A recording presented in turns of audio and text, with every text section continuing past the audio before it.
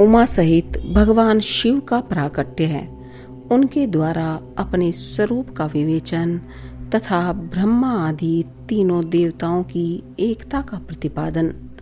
ब्रह्मा जी कहते हैं, नारद भगवान विष्णु के द्वारा की हुई अपनी स्तुति सुनकर करुणानिधि महेश्वर बड़े प्रसन्न हुए और उमा देवी के साथ सहसा वहां प्रकट हो गए। उस समय उनके 5 मुख और प्रत्येक मुख में 3-3 नेत्र शोभा पाते थे।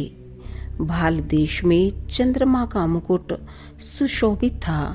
सिर पर जटा धारण किए गौर वर्ण विशाल नेत्र शिव ने अपने संपूर्ण अंगों से विभूति लगा रखी थी। उनके 10 भुजाएं थी, कंठ में नील चिन्ह था। उनके श्री अंग समस्त आभूषणों से विभूषित थे। उन सर्वांग सुंदर शिव के मस्तक भस्म में त्रिपुंड से अंकित थे। ऐसे विशेषणों से युक्त परमेश्वर महादेव जी को भगवती उमा के साथ उपस्थित देख मैंने और भगवान विष्णु ने पुनः प्रिय वचनों द्वारा उनकी स्तुति की।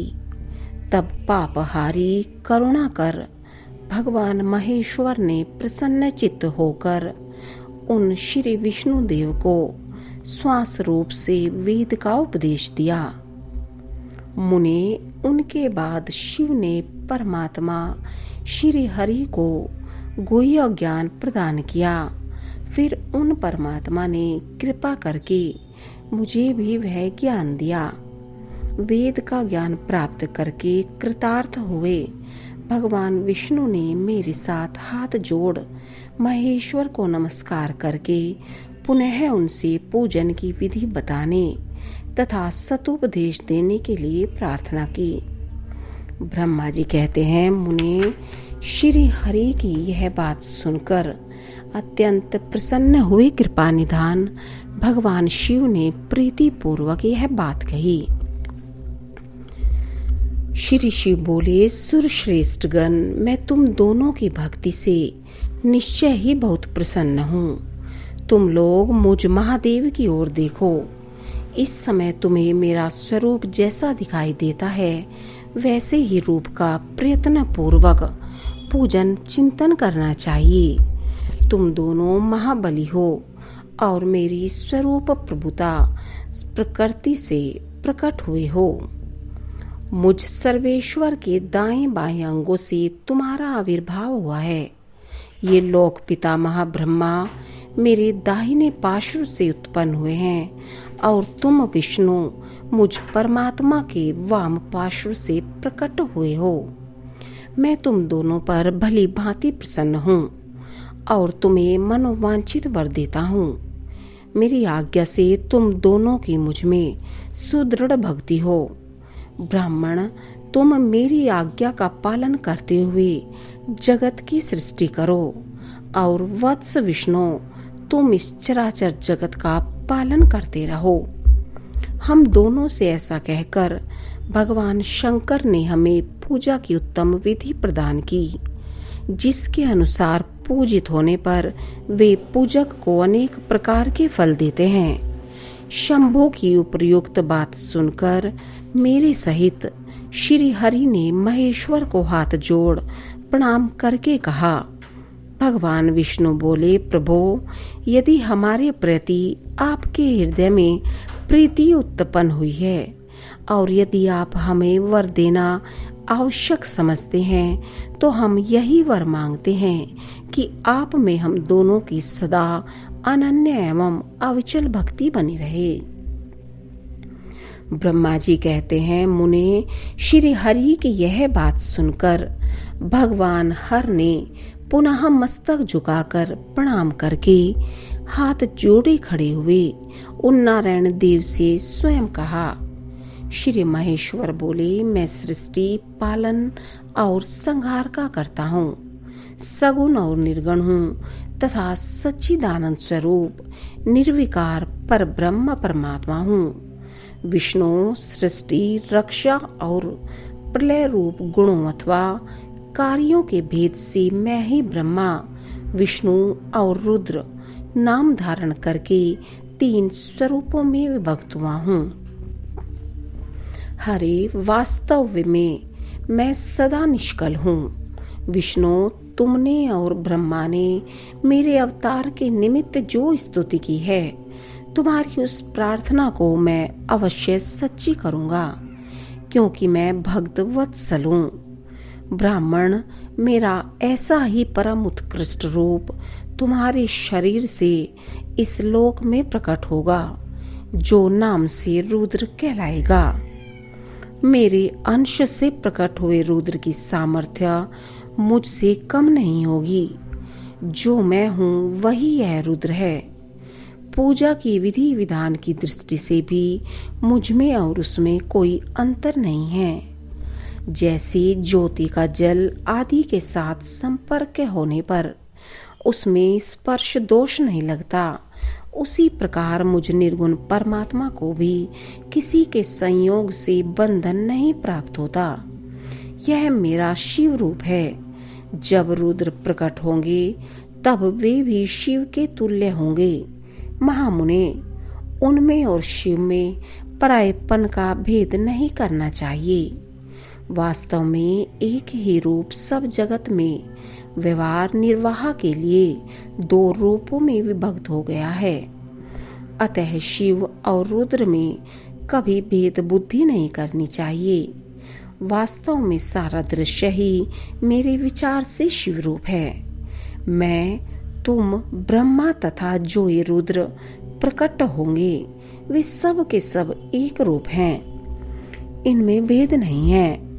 भेद मानने पर अवश्य ही बंधन होगा। तथापि मेरा शिव रूप ही सनातन है। यही सदा सब रूपों का मूलभूत कहा गया है। यह सत्य, ज्ञान एवं अनंत ब्रह्मा है। ऐसा जानकर सदा मन से मेरे यथार्थ स्वरूप का दर्शन करना चाहिए। ब्राह्मण, सुनो, मैं तुम्हें एक गोपनीय बात बता रहा हूँ। मैं स्वयं ब्रह्मा जी की भ्रकुटी से प्रकट होऊंगा। गुणों में भी मेरा प्राकट्य कहा गया है।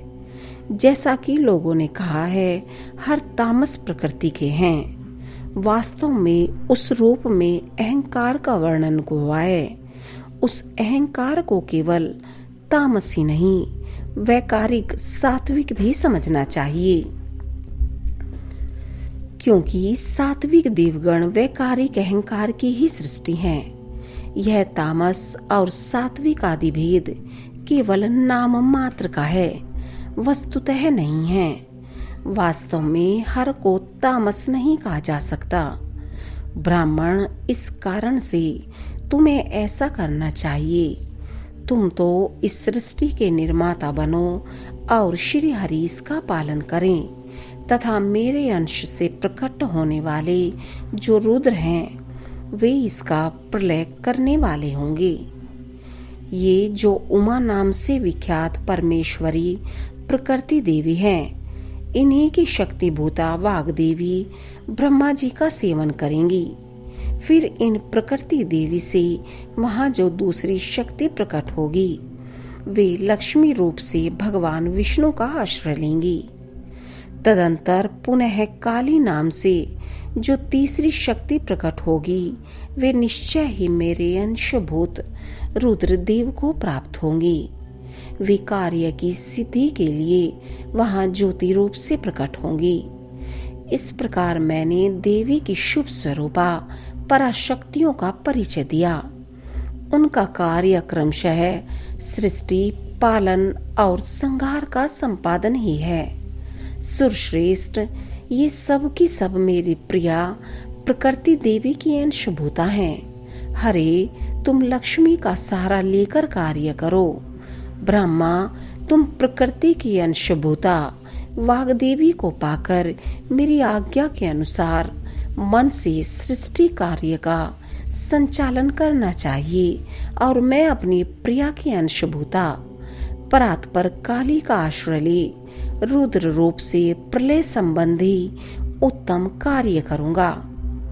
तुम सब लोग अवश्य ही संपूर्ण आश्रमों तथा उनसे भिन्न अन्य विविध कार्यों द्वारा चारों वर्णों से भरे हुए लोक की सृष्टि एवं रक्षा आदि करके सुख पाओगे। हरे, तुम ज्ञान विज्ञान से संपन्न तथा संपूर्ण लोकों के हितैषी हो, अतः अब मेरी आज्ञा पाकर जगत में सब लोगों के लिए मुक्तिदाता बनो। मेरा दर्शन होने पर जो फल प्राप्त होता है वही तुम्हारा दर्शन होने पर भी होगा। मेरी यह बात सत्य है, इसमें संशय के लिए स्थान नहीं है। मेरे हृदय में विष्णु है और विष्णु के हृदय में मैं हूँ। जो इन दोनों में अंतर नहीं समझता वही मुझे विशेष प्रिय है। श्री हरि मेरे बाएं अंग से प्रकट हुए हैं, ब्रह्मा का दाहिने अंग से प्राकट्य हुआ है और महाप्रलयकारी विश्वात्मा रुद्र मेरे हृदय से प्रादुर्भूत होंगे। विष्णु मैं ही सृष्टि, पालन और संहार करने वाले रज आदि त्रिविध गुणों द्वारा ब्रह्मा, विष्णु और रुद्र नाम से प्रसिद्ध हो। 3 रूपों में पृथक पृथक प्रकट होता हूँ। साक्षात शिव गुणों से भिन्न है, वे प्रकृति और पुरुष से भी परे हैं।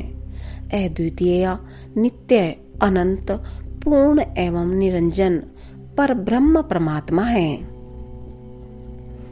तीनों लोकों का पालन करने वाले श्री हरि भीतर तमोगुण और बाहर सत्वगुण धारण करते हैं। त्रिलोकी का संहार करने वाले रुद्रदेव भीतर सत्वगुण और बाहर तमोगुण धारण करते हैं तथा त्रिभुवन की सृष्टि करने वाले ब्रह्मा जी बाहर और भीतर से भी रजोगुणी ही हैं।